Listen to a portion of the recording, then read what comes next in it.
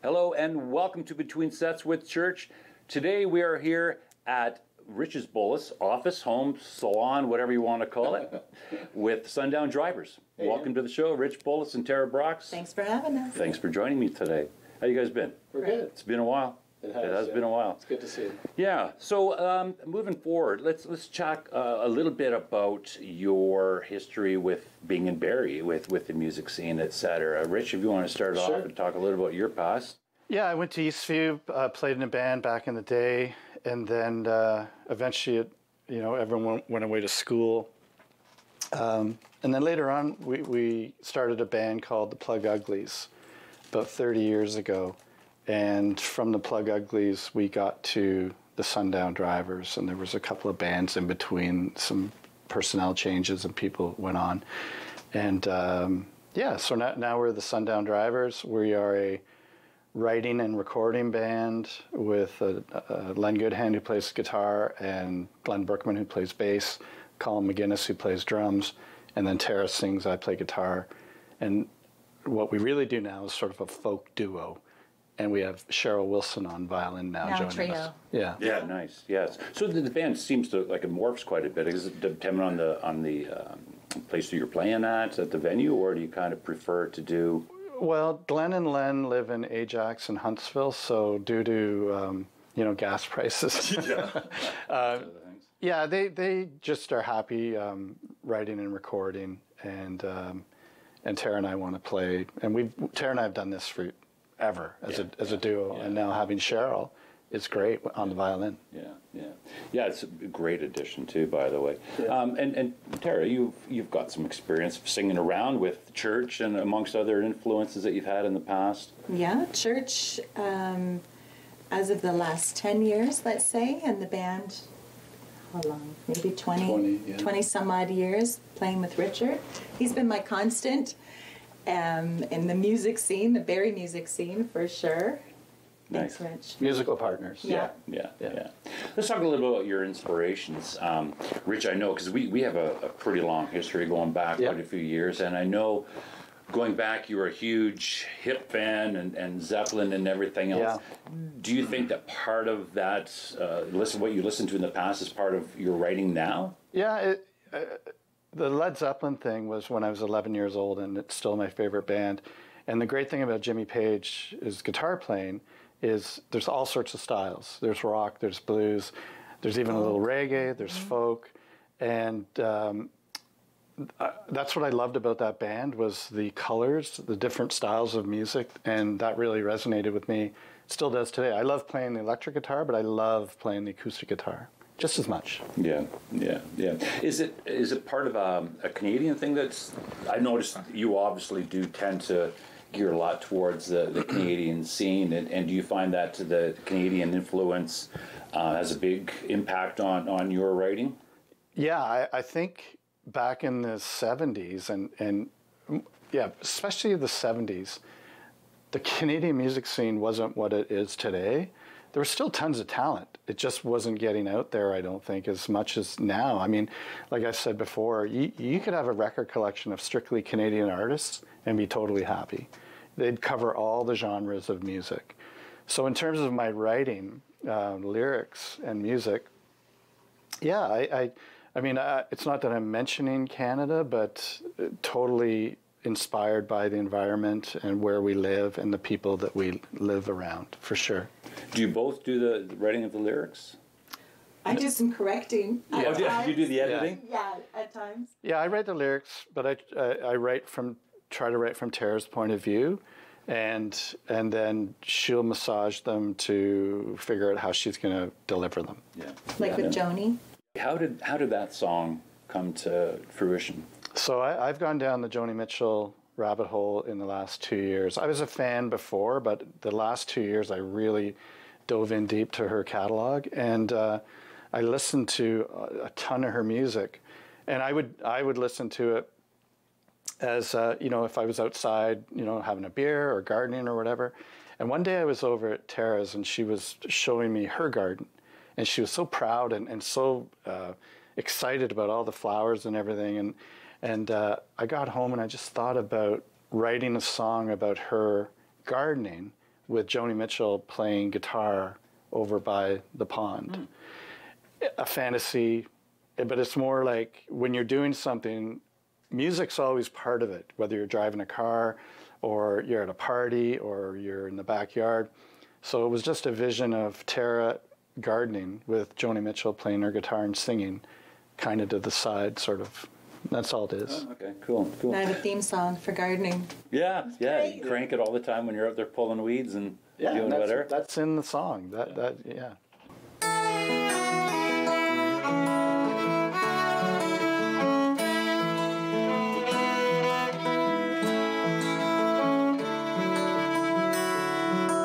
I love it in my garden, in the sunlight or in the rain. As I plant the seeds, I drift away,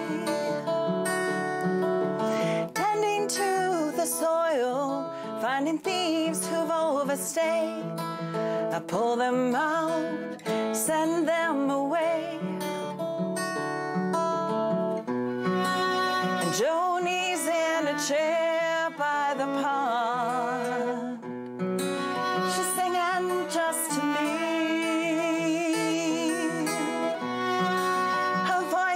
Like a warm summer breeze, beauty sets her free.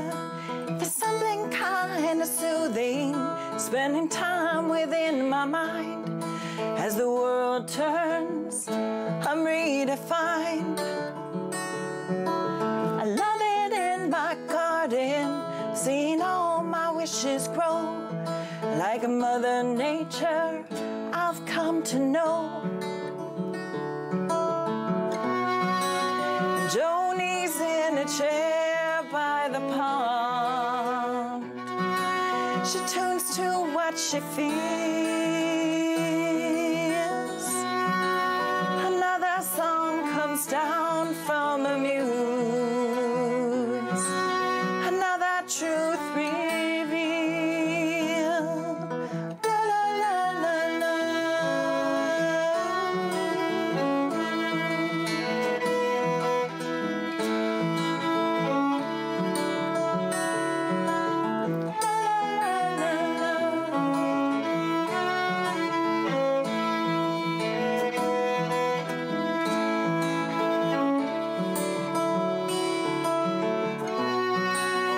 Joni's in a chair by the pond. She tunes to what she feels. Another song comes down from a muse. Another truth revealed.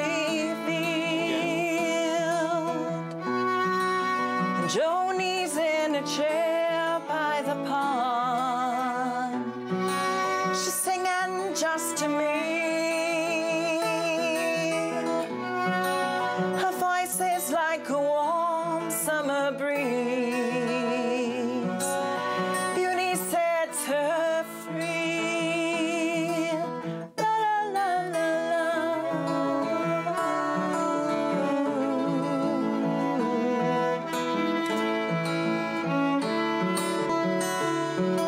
I love it in my garden.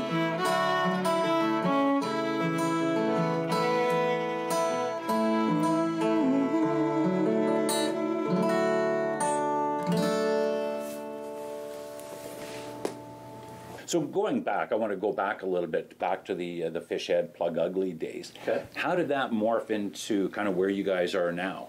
Okay, so we had a band, Kitchen Party, where Tara would sing with us. And ever since then, she's been either a front person or a guest vocalist, depending on what band. I took time away to have kids. Yeah. Lily and Chloe were born, and it was just Family time. family time. And we kind of joke about Lily was on stage with us. Oh, wow. Yeah, Because pregnant. Tara was pregnant. Yeah. And did some gigs just before she had to leave. Mm-hmm.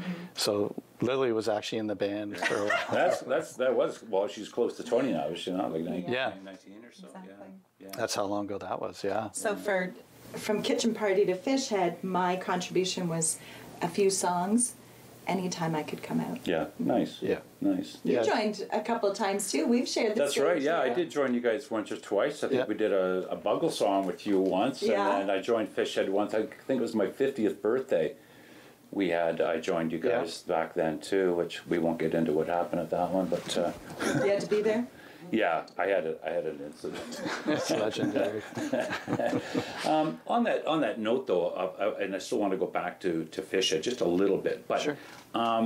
Looking back at that time, there was when Fishhead came out. There was also, I noticed at that time, there's a bunch of bands that seemed to just come out of the woodwork, like Yeah. you know, and some of them seem to relate to our old high school a little bit as well. But there was a circle of maybe about, I don't know, 5-6 bands that, I could be wrong, but No, maybe you're they right. seem to kind of catch on the coattails, if you will, of Fishhead and seem to submerge. Does that kind of Yeah, I mean, I don't know if we were a direct influence or not, but we were, we've been doing it 30 years. And since that 30 years, Table Nines started, the Peasant Kings have started, the Fred Grant Squares have started, Steve's Garage has started.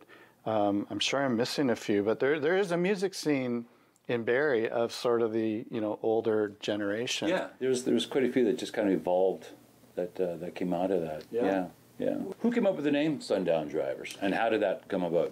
It's an interesting name. Yeah. I'll go to you. Okay, so anyone out there that's ever been in a band, naming a band is one of the hardest things you have to do. I've always looked at it diplomatically, that people bring their ideas and names, and we just lay them out and sort of vote them off the island, if you might. Mm-hmm. So I went to Tara and Glenn and Colin and Len and said, send me, 5 to 10 names that you'd like, and I had mine, and nobody saw them. Nobody saw who sent them. And I would tabulate them all, and then we did online voting for about, 2 weeks, 3 weeks. And Rich, you were hardcore, because when the voting was over, it was over. I sent 2 more submissions after. He's like, nope. Sorry, missed the deadline. This is it. That was it. Yeah. No. So I'm not going to say who came up with the Sundown Drivers. Well, that was my next question. I do know. Secret. None of us know. Yeah, I do know who did it, and I know why they did it. Okay. So the Sundown Drivers is really an homage to musicians, that usually when the sun goes down, musicians come out to play, or We're driving into the night. Yeah, Right? exactly. Yeah. So that's all that. Yeah, and it was cool. It was sort of like Stone Temple Pilots, Sundown Drivers. It had that feel to it, and of course I Googled it, and nobody had the name. You got to do that, or else. So we've claimed it. So yeah, I kind of think it's a cool name, and it's catchy. We even did a poster. Yeah. We had artists submit Oh, their yeah, work, yeah. right? From Yeah, that's right. Chloe's art class. She put it out there to all the students who would like to make a submission and create a We did do poster for that. us. That's right. Yeah, we allowed youth to take the name and come up with their own idea, and we got the ideas, and the one that we chose inspired the logo that we have now, which is you can find online or Facebook or whatever. So how did coming back from Kitchen Party and Fishhead and that, how did it kind of morph into the folk sound? It's all in this brain. It's all up there. Yeah, like I mean, when you're in a rock band, you're kind of gonna write more. Like the Sundown Drivers is a rock band. If the stuff we've put online, there's rock and roll, there's, but we also do folk, and I love acoustic guitar, as I said earlier. And now that Tara and I are performing again as a duo and have brought Cheryl on to make it a trio, we're going to stick to more of the folky side of things, and and that only makes sense. And I love that. I love folk music, and It's not The nights folk. are earlier. That nights are works. early, When you're gigging at night, playing with the full band, you're generally on stage till 2? Yeah, it's right? true. 2 in the morning, and which is amazing. It's just different energy, a lot different energy. And it's folk is just a title and something you can kind of label what you're doing. But folk music is really cool too. I mean, there's so many different styles and sounds within folk music, And, you know, it can have a little edge too. It can rock a little bit too. Sure.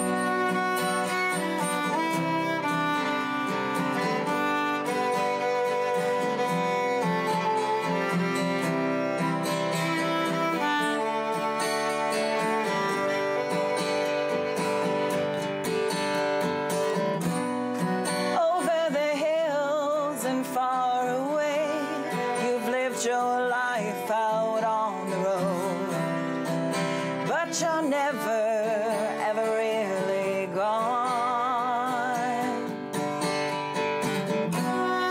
I hear your voice as clouds roll by. I walk this trail to clear my mind, and that's you there singing in the breeze.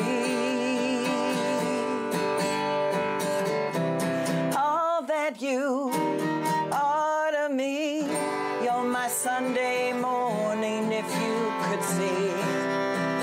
You're the half smile on my face.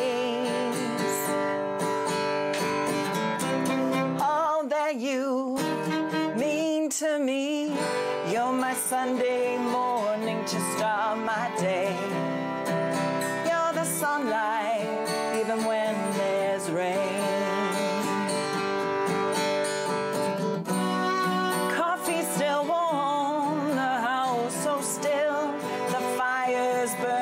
To kill the chill, and you're talking about St. Peter's Bay. I love these mornings, these moments with you. You're an old friend I wish I really knew. Maybe one day, yeah, maybe one day. All that you me, you're my Sunday morning if you could see. You're the half smile on my face. All that you mean to me, you're my Sunday morning to start my day. You're the sunlight even when there's rain.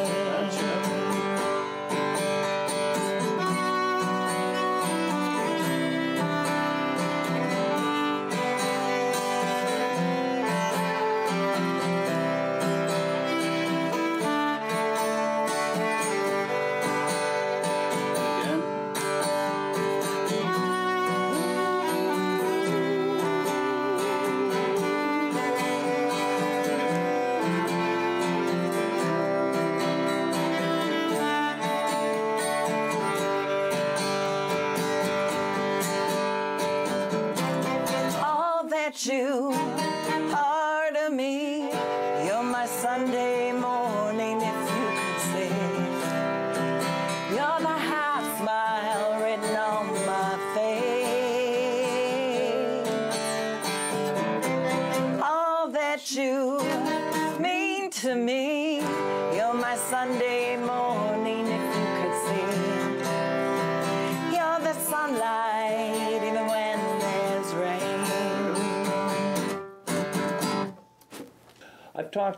I've asked this question before to different people, but especially in your situation, because you two have known each other for so long, how important is the friendship and the ability to stay friends, writing and you know, producing together? How important is that to you? I'll let you go first. Well, I count on it. Yeah, I count on it. This type of platonic friendship is really special. Yeah, I count. It's rare, that's for sure. Yeah, I think it is. Yeah. Yeah.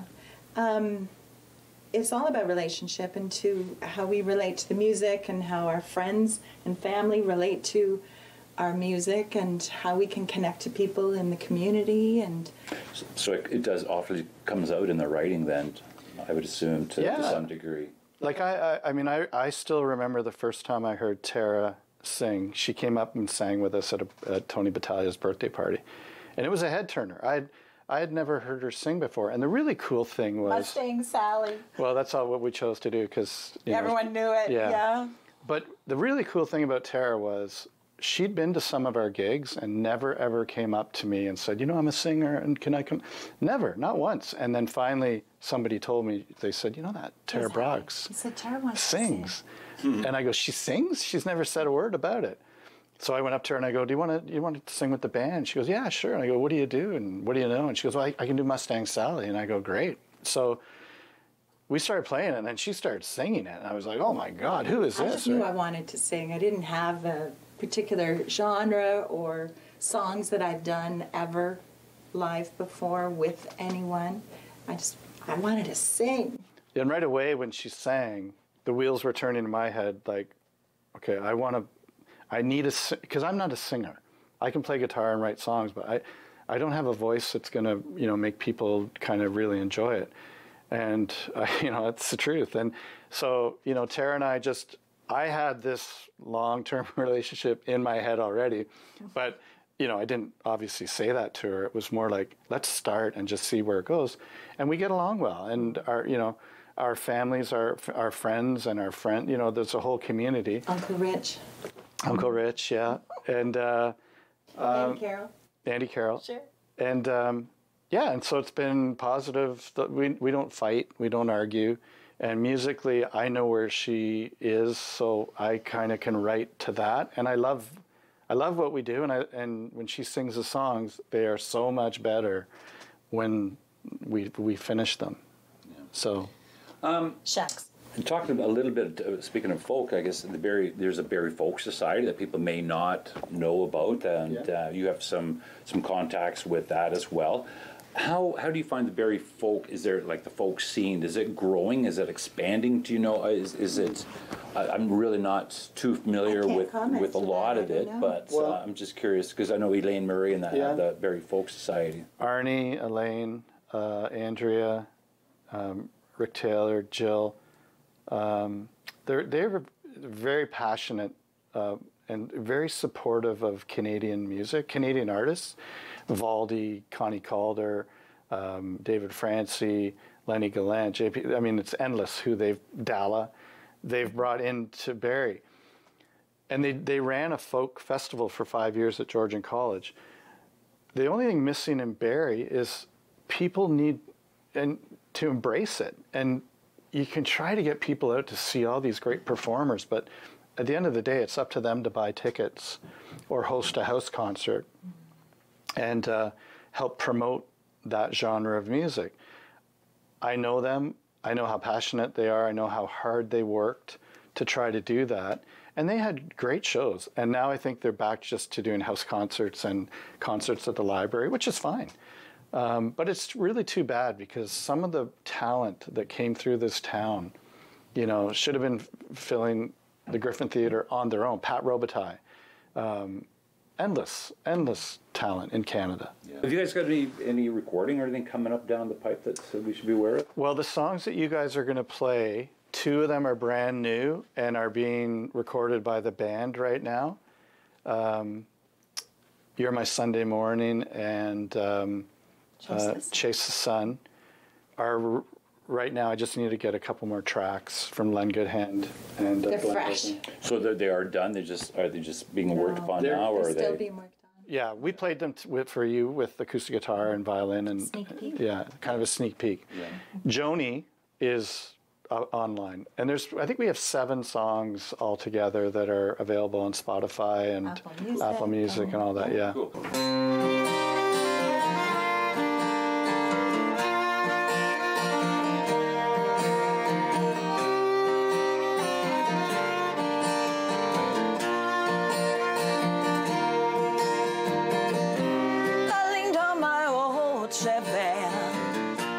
Looked up to the sky. I'm headed up north and west to see what I can find.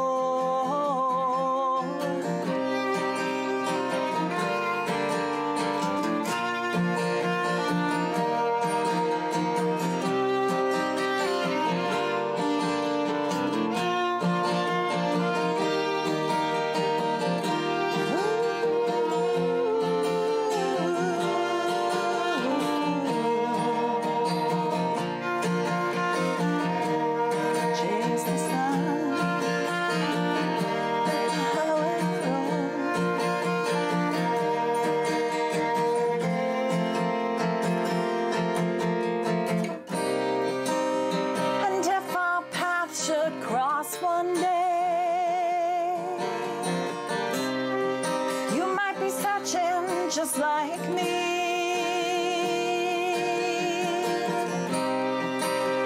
I'll keep a fire warm and bright for you, and you can find me sitting here in Mill Bay. Oh, this beautiful silence now, the tires drove. Wherever I wander to is gonna be my home. Oh, there's life in the moving, there's hope in the road. I'm gonna chase the sun and let the highway roll. I'm gonna open my eyes, free my soul. I'm gonna chase the sun and let the highway roll. I'm gonna open my eyes, free my soul.